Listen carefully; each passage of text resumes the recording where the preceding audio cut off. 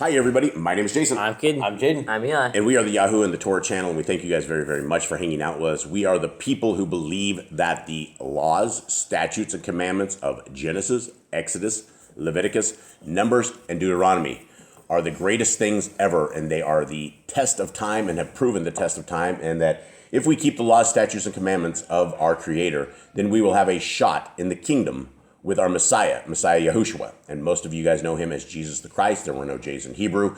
The names do not translate. He was never, ever once called Jesus. His name would be Yahushua, Yeshua, something of that nature. And so this is what we are doing. We are in the middle of this.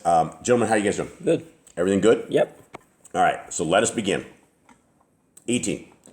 The Torah of YHWH, as given in the books of wisdom, is unlike the laws of men. A man is responsible not only for what he does, but for what he fails to do. And though he spends his whole life in prayer at places of righteousness, he overlooks his obligations under the Torah, under the greater Torah. He is not free of the transgression.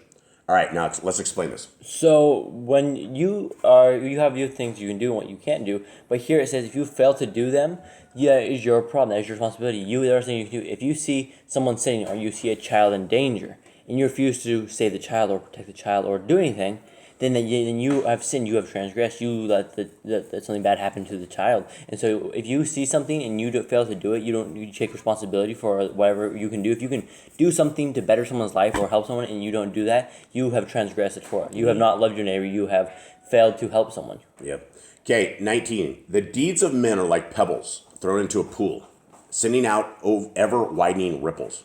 And I assure you, that all harm done by the ripples shall be accounted against he who caused them, no matter how far distant it occurs.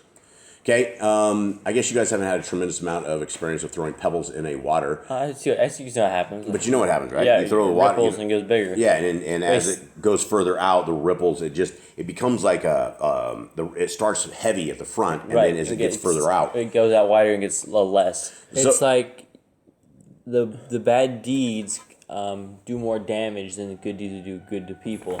If, for instance, you are some psychopath freak show that molests your child and you ruin their lives, and they grow up and they molest their children and ruin their lives, and they ruin their lives and ruin their lives, and 4 or 5 generations later, one of the kids goes and shoots the parent, kills the entire family because he's tired of being molested. That ripple that you started decades or years ago, it will never stop. That is one of the problems that we have in this world. In fact, that is one of the worst issues that we could ever have, is the violation of children and attacking the children, because that ripple, these children grow up and they will come out of their incidents, they will come out of their tragedies, hopefully, but it never stops, right? And that is what a generational curse can be. Is you can be an abuser and you can create an entire generation, you can entire an entire family tree of abusers. And that is the ripple effect. And that's just one of them. Let's say there's a ton of other little things that you can do that will change everything. And you know, if we are listening to the words of our Messiah, it is very clear that we need to understand that everything that we do that's good or bad, there is a ripple. And if it's bad, we will have to account for all of that. And so we need to be very, very careful with our deeds, with our actions.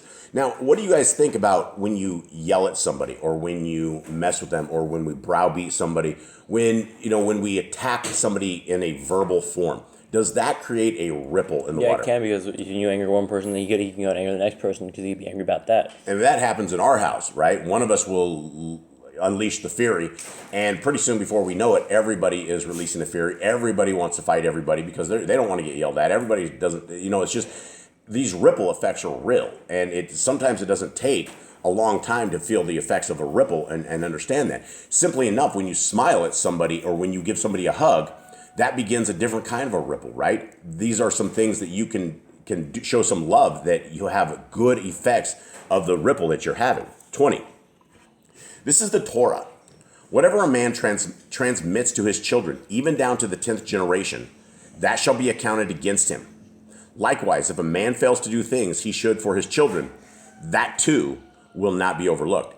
So these are huge things that, gentlemen, as you guys are part of the young men and graduating out of the children, when you guys have children, or this is a message for us parents, what we do if we destroy our children and it is a long-term effect, everything will be accounted for us. We may have to be accountable for something 10 generations later, long after we're dead, 100 years, 200 years after we're dead. We will have to account for something because we have done something in life that affected something negatively or positively. And so if it's negatively, that ripple affects it's a long distance thing.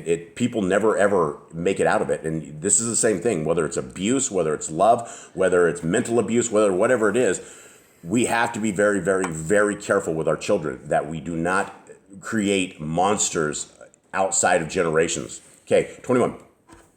When the day of assessment comes, it will be like a net cast into the sea, which gathers up every kind of fish, some wholesome and others not. When full, it is drawn ashore, and the wholesome fish are placed in the baskets, while the unwholesome are thrown aside.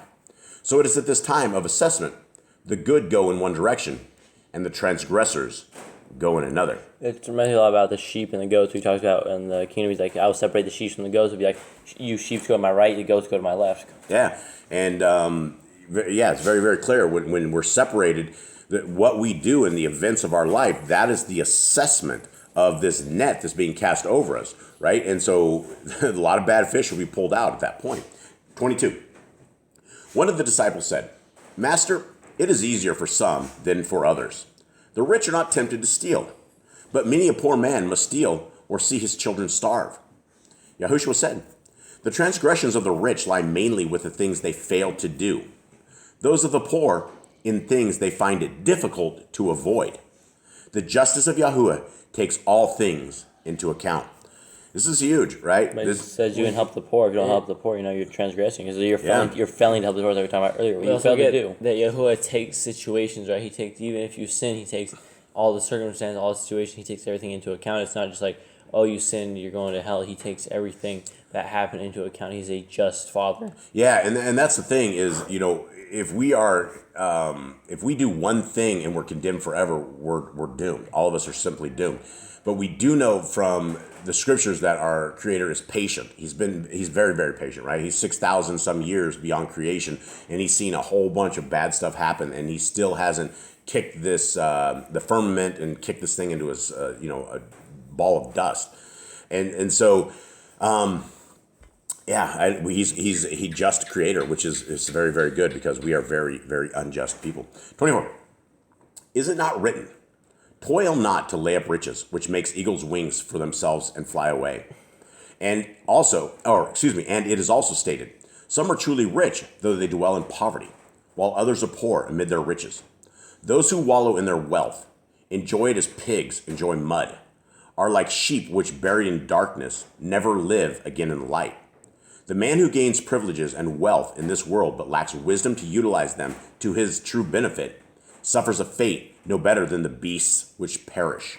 So it's pretty much like the poor, they are rich in spirit, where the rich are poor in spirit. Yeah, and this is the thing, I guess the message for, if you guys are out there, if any one of you guys are out there, and most of you guys I know are dirt broke, we all live in shambles and it's just rough. But for those who are blessed by our Creator to have wealth, use it responsibly, because it is very, very important that it is used responsibly and it is used for the kingdom.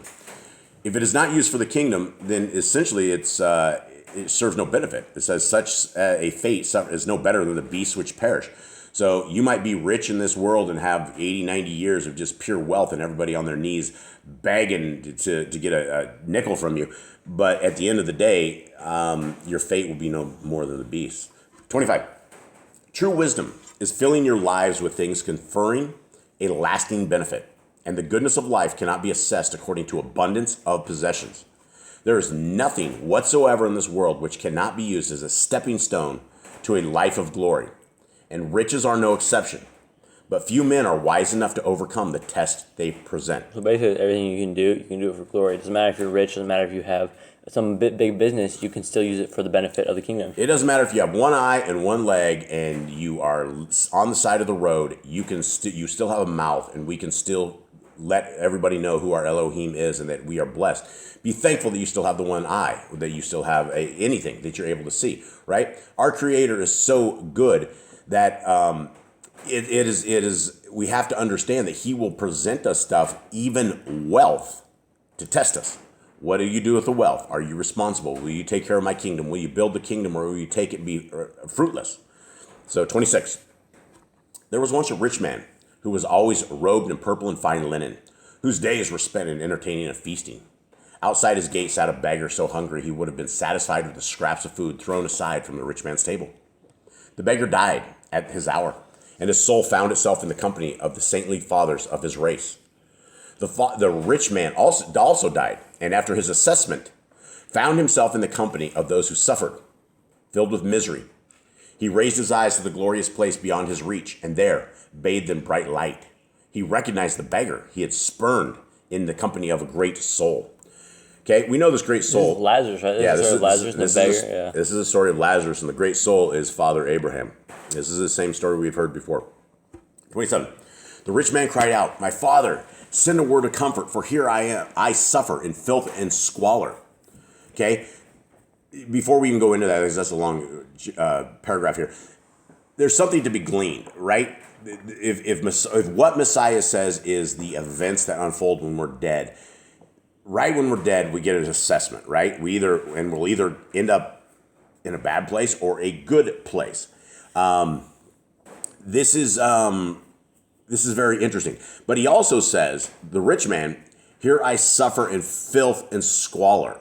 I don't know what the word squalor is exactly, but I do know what filth is. And it sounds like wherever he is at is far under his conditions, far under whatever condition he was in. And so whether or not we end up in the ghettos of hell or something, and it's just got cockroaches and worms all crawling all over you, or whatever it is, it's not a place we want to be. But he made it there because of his riches and that he did not care about anybody out there. Let's continue on. The great one, who is Father Abraham, answered him with compassion in his voice, "My son, recall your life on earth, when you enjoyed all the good things it were possible to obtain, and think of the difference between what the beggar and you had. Now he is the one who is comforted and surrounded by beauty and cleanliness, while you live in filth and degradation. But it was you who made the choice of place for your future. Still, this is not all. For while you could have reached out a helping hand to him on earth, here there is an impassable barrier between those of you who are in the place and those in this." Okay, more stuff that we did not know, right? We don't know what happens when we die. We don't know about, do we retain our same memories? Do we retain our bodies? Do we retain, what do we have? And does our soul, when we have whatever it is, does it look like our physical bodies? What does the other side look like? And I found this very interesting, that he was able to sit there and recall his life, right? And I think that might be one of these things that if we do make it to the kingdom, I believe that, as we get old, we forget all this stuff. We forget so much of life, and it comes and goes, and we have fleeting memories of it, and we have a thought every once in a while of, oh yeah, back in the days. But I think we'll have this all back. I think we will have what we have in our brains, and I think it will be just very, very clear, and it will be very obvious, I guess, as well, to those who have lived a very bad life, because Father Abraham's telling him to think about it. Think about what you had, and now think about this. And so those are just things to consider. 28. Then the man who had once been rich said, "I beg you, send messengers to my family and brothers, so that they may be warned of what lies in store for them before it is too late." The great soul replied, "They have the teachings of the Torah, which carry sufficient message and warning. Let them take heed of this." All right, well, this is, what about the Christians? What about the Christians? I mean, the Christians are all going to end up in hell. They'll end up with the rich man. Yeah, they'll all end up with this. They'll have Father Abraham go, "Listen, you had a shot at this, right?" And this is what Father Abraham says. They have the teachings of the Torah, which carry sufficient message and warning. Do you guys believe that statement is correct? Yes. Yeah. We know from everything that was in the Torah what the laws are. We know the results of not following the laws. We know that laws are not done away with. We know, and if we go and throw all that away and say the exact opposite, we're going to end up with the rich man. Yeah, yep, absolutely. And so let them take heed of this. 29. He who suffered replied, "No, this they will not heed any more than I did, for their days are filled with worldly distractions. But if someone were to return from the dead, it would bring these things to their attention, and they would definitely take notice." The great soul answered, "Nothing can serve them better than the teachings of the Torah, not even one returning from the dead. In fact, this would serve them ill. For if their goodness stemmed only from proofs such as this, it would be devoid of merit, and therefore worthless at the assessment." All right, what is he saying? What did Father Abraham just say here? For us, not knowing what's on the other side, right, and attempting to do our best and do everything, that's what makes it all count. So it makes it because we're working on a faith here. We're believing that Yah has another world for us, and if we're sitting here waiting on someone from the dead to come back and say, "Hey, this is the truth. This is what it is," then it takes away all the reason we're doing it. Like it takes away all the bonus points for actually Merit. trying for this. Yeah, absolutely. It would be devoid of merit and therefore worthless of the assessment. Like if we had our Creator come down and just make a huge shaking sound and it came down in the view of every single one of us, it would be easy to believe, right? You would say, "Wow, he's physically right there in front of me," and you see him like destroying a bunch of sinners. We go, "Well, he's going to destroy the sinners. We should probably do that." This is totally different, right? We are having to believe in something that we are unable to see. But the thing is, we can see creation all around us. And since we have no other explanation of creation other than what our Creator has left us in the Scriptures, that's the best we have. We have these yo-yos out there who will tell us that a whole bunch of things blew up, and they blew up 10 piles of bricks at the same time, 100 times over, and pretty soon a universe came out of it, and things that lived. Or, none of that makes any sense at all. And so as far as the creation goes, we have a Creator, and we also have the Torah. And so Christians, if you are waiting on something else to seek our Creator, I would say don't do this, because you could die like the rich man. Guaranteed the rich man didn't have a plan that he was going to die on this day, and none of us will. Our lives will be taken in a moment. Our breaths, we will breathe our last breath without knowing it is our last breath. It's just going to be like that. And so we need to protect our souls, and we are not protecting our soul by putting the Torah in the trash. That's why you need to get right with Yah before it's too late. Because if you die before you get right with Yah, you're like, I'll get right with him in a little bit. I got to keep doing my stuff, and then I'll be back Yah. Yeah, but what does that mean, getting right with Yah? It means follow his Torah, obey, repent. Obey and repent and not continue on. If you still look like the world, taste like the world, smell like the world, then you're the world. Okay, 31. YHWH said, "This is the manner whereby you will teach the people, but do this according to their understanding. In one place you will tell them the parable in a certain manner, and in another place you will tell it differently, making sure the message never varies. The design inscribed on the outside of a picture makes it attractive to some, but not to others. This is unimportant, for it does not affect the contents." So just basically make sure you get the point across of what's going to happen, but you can say the story however you need to get for whoever to understand it. Say it how it needs to be said, but make sure they understand that they will either end up in heaven or in Gehenna. Basically, the end goal is the same of what you want it to be. Going to be keep the Torah, or you're going to Gehenna. Yeah, and I don't know where I was going with that. Where was I going with that? It's one of those things that if Messiah's told us these parables different. We've heard these same kind of parables. This is a different parable we heard, right? Because before we heard that instead of the great one or enlightened one, what he's talking about, Father Abraham, the great soul. He said Father Abraham. And so a lot of people will say, well, these stories don't match. They're in different scriptures. These things don't match.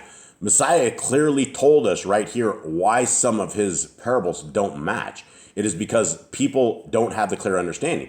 It's the same thing. Like you could have a rerun on TV. You could watch that same rerun over and over and over, and you would never ever get anything. Or you could have kind of the same thing with a different little plot line to it, and people will get it. And so when we are teaching people, a lot of people won't get it. They will look at the outside of the picture, but they just won't get it. I think it's safe to say that they won't remember the same story, right, in the same way as is written down in like Matthew, Mark, Luke, John. Everyone's gonna have a slight. That's why they're slightly different things in each book of the Bible, in Matthew, Mark, Luke, and John. That's why there's little separate things. There's a little bit of different timeline where you like things happen before, things happen after, because they're all remembering in a different way. Yep. Okay, 32. After this, Yahushua took his disciples to Tiberias. From there, he and the 12 went through Zebulun to Tyre on the western sea, where they stayed among fishermen in a village by the narrow waters. All right, gentlemen, that is it. That is takes out chapter 12. Thoughts on this, anyone? I still think it's a really good book. I still think it works great. I still think that it should have been added, the scriptures, to the gospel, and I think that's it. Okay, all right. Thank you guys. Our dog's getting crazy. Much love to All everybody. right, shalom.